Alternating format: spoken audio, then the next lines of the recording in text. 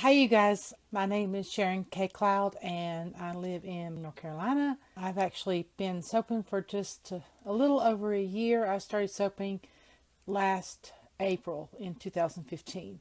I'm making some blueberry sculpted hand molded blueberries. Let's see, there you go, like that. I'm going to move you down so you can see what I'm working on here. I've already got these already made up, and I'm actually going to be making about 24 to 28 of them. So I need to get 7 from each of these sections that I've divided off. And I've already got 30 of these, and I've got, 28 of these and 14 of these. But I'm just trying to eyeball them and pinch them off at the right size, and then I'll be rolling them and putting this right here like that on them with a little screw. So all kinds of tools around the house. As far as I know, I think that might be stainless steel. I'm not sure if it is or not. It didn't bother it if it isn't. But stainless steel is probably best to use, and might be easier with a nail, but all I had was a screw. There was one nail in the house that might have had the nail bed that good sized, and it was rusted. So I actually didn't do anything with it. And so basically I'm going to get all of these rolled for this one. So this is actually the first time that I'm making them into actual looking like blueberries. Last time I just made little balls and stuck that on top of them the last 2 times. But I'm updating it to be actually look like blueberries. I went online and I looked at the pictures of blueberries, and I decided and thought about, well, how can I get it to look like that end of it. I'm not worried about the other end because they'll be in the soap. Because one end has a tiny little hole, and the other top has, like, that kind of the purple one looks like this. So, and I'm basically doing 7 of them at a time so they don't get too hard on me when I get to them. So they're still relatively soft. And if I have too little in one and too much in another, I just pinch off from one and add it to the other. Get them kind of round like. So basically I start here with this nail, and since this has a Phillips head type screw, what I'm going to do is I'm going to twist it, and then it'll look like that.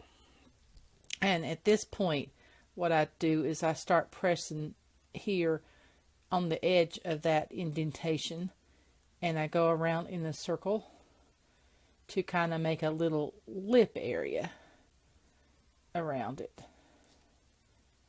And I just kind of flatten and smooth it with my finger a little bit. But to define it a little better, I go back in and just a little bit, a couple of spots I might need to go back and fix.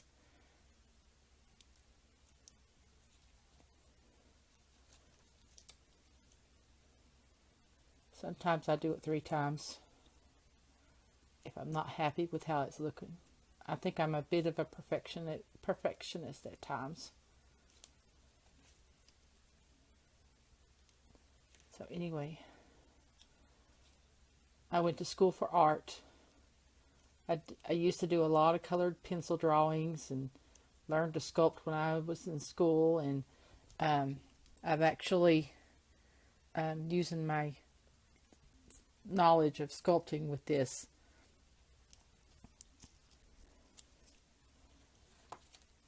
So again, push in. I go right to where the bottom of the nail, the head of this nail is kind of thick, and I go to there, and I come in. I'm using my fingernails, what I'm doing, to press down. I don't think with the gloves that you can soap with, I mean, that wash dishes with, those latex that are permanent, that last, I don't think those would help with this I have to have this kind of glove that I'm wearing here for my fingernail to be able to come in and make that little indentation like that.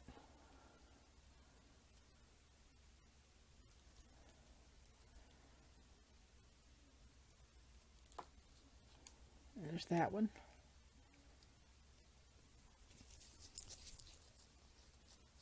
I'm going to be making two 12-inch tall and skinny loaf molds and maybe one 1-pound loaf mold. So there'll be 28 bars that I'll be making tomorrow.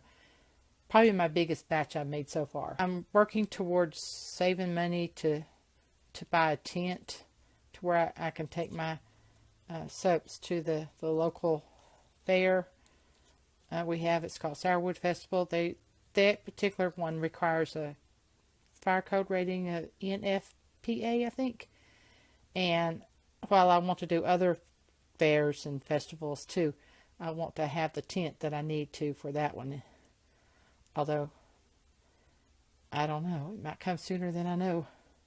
But I'm having to save the money for it. When the soap comes out of the thing after it's been sitting overnight and it's hard, I knead it like this.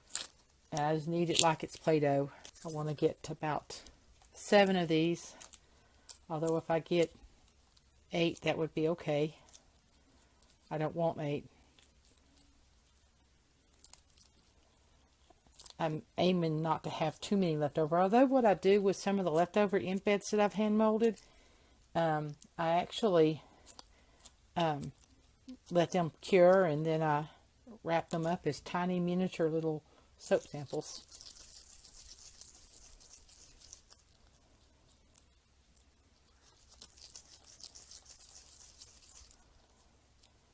Much easier when I've kneaded it.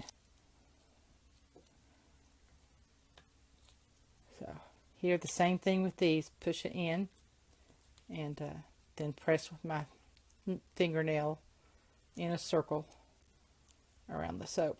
My mom tells me that my bedroom smells good because of all the fragrances and the scents from the soaps in my room, because I cure them in here too.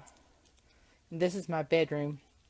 If I did it in the kitchen, then my daddy could easily come into the kitchen and get underfoot, but also he might accidentally need the kitchen, or might, I mean, I want to protect them.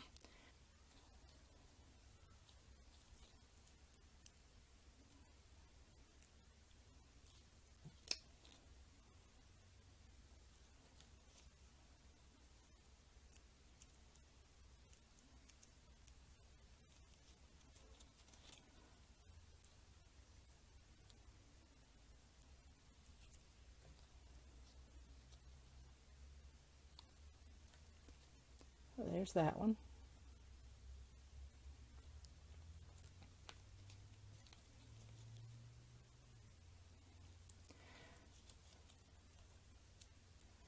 So years ago, I didn't know anything about cold process soap making. I didn't really know much about fragrance scents in soap, nor how soap was really made, but I was curious how it was made, and I did some research and I learned about lye. And I didn't really know where to find lye, and all I found was about the hot process and melt and pour. And I really didn't want to do melt and pour. And the hot process kind of daunted and scared me because it just seemed like it would need too much attention. Or I thought I thought soap would stink when it was being made. I didn't have no clue. I thought it would stink. Because, soap, when you have it on the stove, always has a really bad smell. But, I realize now that that's after the soap is made, if you get it spilt into something on the stove. But I didn't really know how it was made. And then when I saw a video on YouTube of someone making cold process soaping, at that point, it was like December of 2014. That's when I wanted to make it. And that's when I went and did a lot of research and learned and more research and learned. And so I've never really had any failures, except for maybe I soaked with a fragrance one time that I gotten off of eBay, and that was when I first started and I didn't know any better. And it kind of smelled like poop. So to this day, that soap is stored away somewhere, smells like poop, never to be used. If it had faded, then that would be one thing. But nope, that one didn't fade. It was a daffodil scent. I love daffodils, and I was intrigued by it, and I was trying to find something that smelled like daffodils. I've never actually even taken a class. I self-taught myself by watching YouTube videos.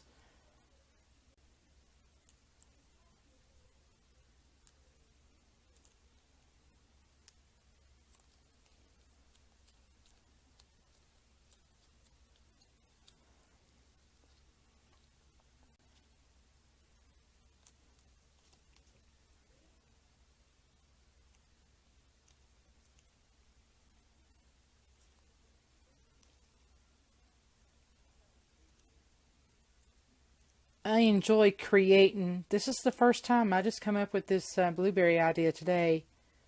I've never made them before like this. But I come up with ideas and I think them through in my head, and then I, get to making them. I used to love playing with Play-Doh when I was a kid. Make those birds and stuff. And there's that one. And here, this is the last one I'm going to make.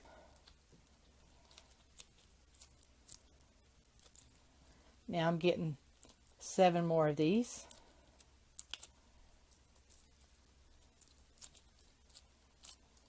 And now that's 7. I also make lotions. I've gotten pretty good at the lotion making, although you'd be surprised. I don't use a blender, I use a whisk. One of the things you'll notice I used in my recipe that I think I came up with myself is I started experimenting with other things to put in it, like coconut flour goes into my main batch along with the finely ground oatmeal. I did that for a certain type of, it had a fine gritty feel that I thought would be a good exfoliation. There's that one.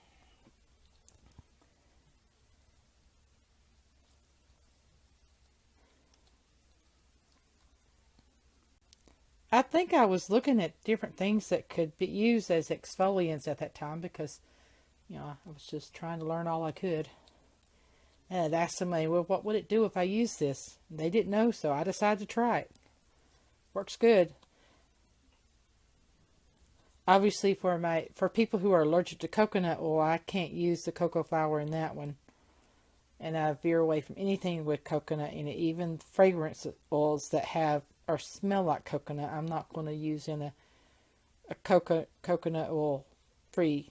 No coconut oil soap is not going to have coconut oil fragrance oil in it, just because they might actually have some of the coconut in it to help make it, and I don't know. So safe than sorry. And this, I wouldn't want to cause anybody with an allergy to having a reaction. And that's the reason I made 2 different recipes. One, well, I've now made 3 or 4. I've made a recipe that's a Bastille, or I kind of fooled around with a Bastille recipe and changed it up some. I'm going to change it up some again and not use coconut oil in it and use palm. I'm planning to get some fragrance oil that smells like carrots when I use the baby carrot food in it. I think that would be neat. I was a member of a group on the internet for soaping called Soap Making Forum, and got really blasted when I told about wanting to make what was called baby soap. I didn't really have any intentions for it to be used on a baby. It was just what I had seen other people calling it.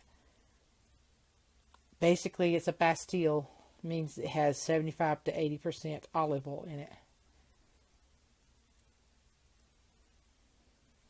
Takes longer to cure too, I think, but that's okay by me.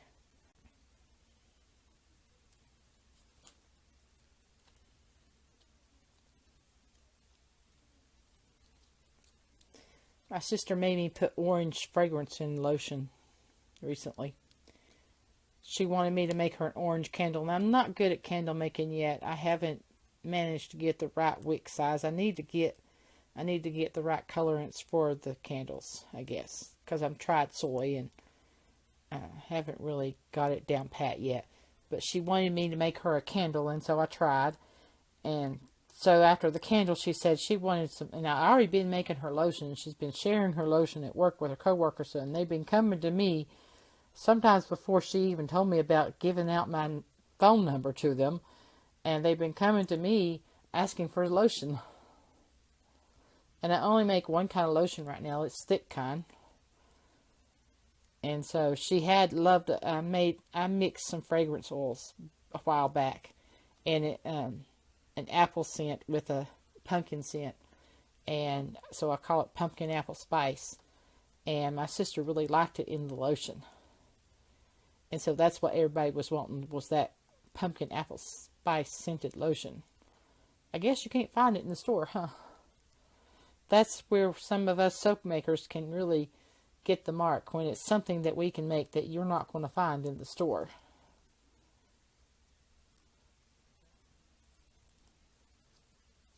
So there's that one. And I got 2 more here.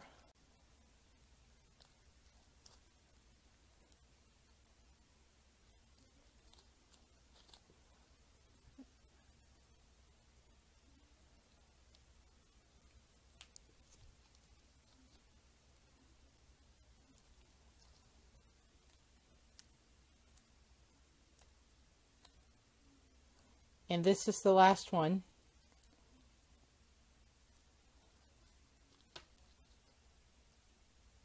I might actually need to take these gloves off and let them dry out too.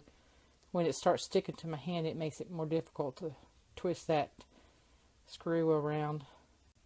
Although a stainless steel nail would probably work just the same or better. The only one we had in my house was rusted. The others were too tiny.